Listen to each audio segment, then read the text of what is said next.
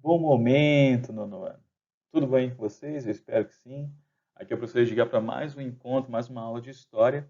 E hoje a gente vai para uma aula já de número 32, mas a gente vai fugir um pouco da nossa apostila, porque eu falei para vocês, né, na nossa última aula, quando a gente estava falando de Era Vargas, que tiveram aí três grandes pensadores que a gente tinha que dar uma olhada mais de perto, que eles vão ajudar a gente aí a pensar esse Brasil, tá? Da década de 30, ou pelo menos esse Brasil novo que está nascendo. E a gente começa hoje com Gilberto Freire, tá? A gente vai falar um pouco da vida do Gilberto Freire, da obra dele. A gente vai passar aí 3 aulas vendo esses pensadores para a gente voltar depois para a nossa apostila, ok? Então, quem foi aí Gilberto Freire, né? O Gilberto Freire é pernambucano, nasceu em Recife no ano de 1900, tá? Ele era ligado à Igreja Batista, à Igreja Protestante, onde ele vai realizar a sua formação básica. Ele então vai para os Estados Unidos fazer o ensino superior, lembrando que nessa época você ainda não vai ter muitas faculdades e universidades no Brasil. Então ele vai para a Universidade de Baylor, no Texas, nos Estados Unidos, onde ele vai se formar em artes liberais, tá? E aí eu queria já pontuar uma coisa para vocês, né? Aí, no início do século XX, você não vai ter as ciências segmentadas como nós temos hoje. Isso vai ser uma construção do século XX, tá? Então você não vai ter história, geografia, sociologia, antropologia. As ciências humanas elas eram vistas de uma maneira mais unitária, tá? Essas segmentações, essas divisões científicas, tá? Elas serão frutos aí do século XX. Mais tarde, tá? O Gilberto Freire ele vai para a Universidade de Colômbia, nos Estados Unidos, onde ele vai tirar o seu título de Masters of Arts, ou mestre em artes, né, em artes liberais. E aí, na Colômbia, ele encontra um professor muito importante chamado de Franz Boas, que é o pioneiro da antropologia moderna, que vai inspirar, então, o olhar do Gilberto Freire sobre, digamos assim, a análise dele sobre as sociedades, e principalmente sobre a sociedade brasileira. Tá? A vida política do Gilberto Freire. Né? Tem um debate muito forte no Brasil atual sobre a questão da universidade, do pensamento científico brasileiro e etc. E aí, geralmente, você tem aí, falando que a produção universitária, né, ou a produção de conhecimento no Brasil está muito ligado à esquerda. Mas Gilberto Freire, ele é um conservador, tá? Ele é um cara da direita. Por quê?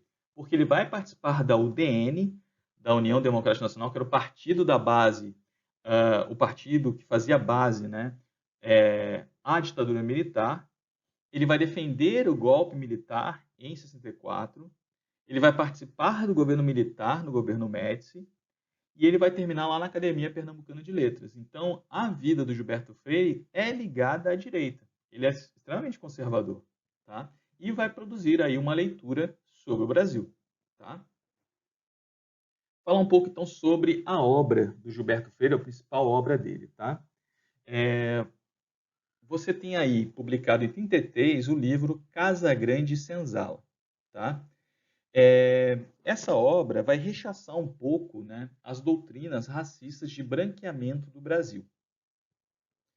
Ah, o determinismo racial ou climático não vai influenciar o desenvolvimento do país. Por quê? Porque até então, até esse momento da produção do Casa Grande Senzala, né, você vai ter, digamos assim, um darwinismo social colocado nas ciências brasileiras.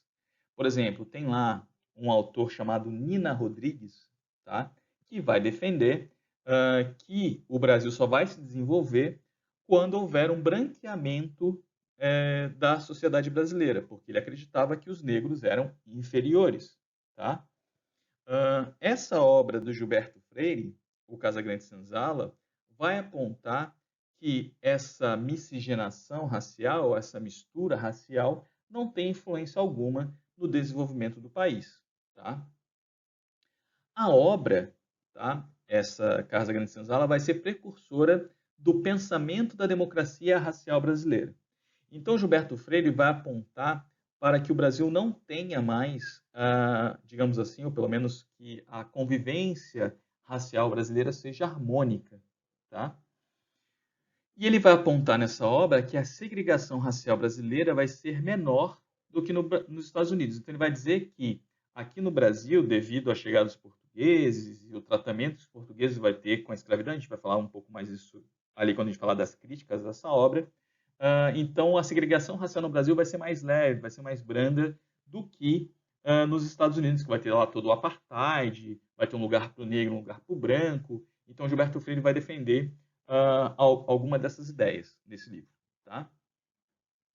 A obra em si, ela não pode ser apontada como um estudo simplesmente antropológico ou sociológico. Então, como eu disse para vocês, nesse momento histórico aí, no início do século XX, ele era na década de 30, você não tem ainda segmentos muito determinados sobre as ciências humanas. Então, ele vai utilizar diversos métodos antropológicos, sociológicos e até mesmo históricos para pensar esse Brasil. Mas aí, qual é o problema dessa obra e que leitura ela vai ter por pessoas que estão aí na nossa época e pensando já no nosso presente no Brasil? Quais são as críticas, então, colocadas na obra de Freire, né, na obra de Gilberto Freire? A principal crítica que se faz é exatamente dessa ideia de democracia racial. Tá? Vocês podem observar ainda nos dias de hoje, tanto no Brasil como nos Estados Unidos, você vai ter um encarceramento maior da população negra, ou seja, os negros são muito mais, digamos assim, punidos pela justiça do que os brancos, você vai ter um salário menor dado para os negros, você vai ter uma série de desigualdades raciais ainda apontadas no Brasil nos dias de hoje. Tá? E o que acontece? Essa obra do Gilberto Freire, escrita lá na década de 30, vai negar esse conflito racial. Ele vai dizer que o Brasil aponta, a partir da década de 30, para uma democracia racial, onde todo mundo seria igual, todo mundo teria as mesmas oportunidades, e a gente vê que isso não se concretiza. Até porque, desde a abolição da escravatura, você não tem políticas públicas de inclusão da população negra na sociedade brasileira. Tá? Outra crítica que se faz à obra de Freire é em relação à violência racial. Tá?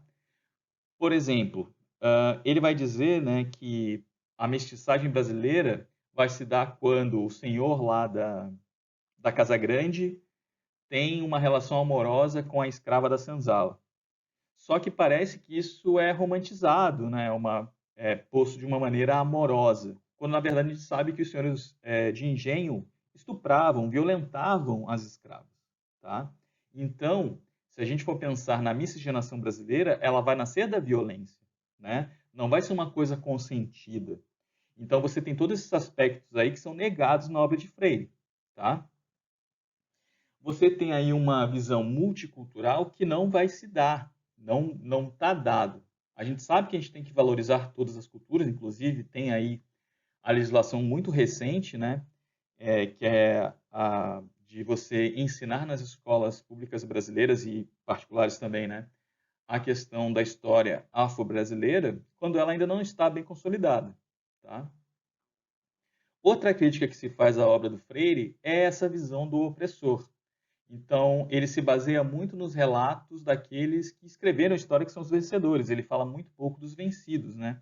Por isso mesmo que, para quem ler a obra do Freire, fica evidente o silenciamento daqueles que foram oprimidos, que no caso aí são os negros e são exatamente os escravos, tá? E, obviamente, como a gente vive numa sociedade patriarcal, tá? Ele também nega as relações de gênero, tá? Então, você vai ter negado aí, digamos assim, a postura, né, ou as violências cometidas contra a mulher e até mesmo o papel da mulher na sociedade, na construção dessa democracia racial que ele aponta. Tá? Como eu falei antes, né, foi dada a violência de gênero, né, na questão do estupro, na violência contra a mulher, que vai nascer aí, digamos, a miscigenação brasileira. E aí, gente, fica para vocês lerem mais sobre Gilberto Freire e pensarem mais sobre essas relações da Casa Grande e da Senzala. Vou dar só um exemplo para vocês, tá? Tem um vídeo na internet, eu acho que se vocês procurarem vocês vão achar, que compara, por exemplo, o quarto da empregada, tá? Que tem nos apartamentos, tem nas casas de hoje em dia, como uma extensão da senzala do período colonial.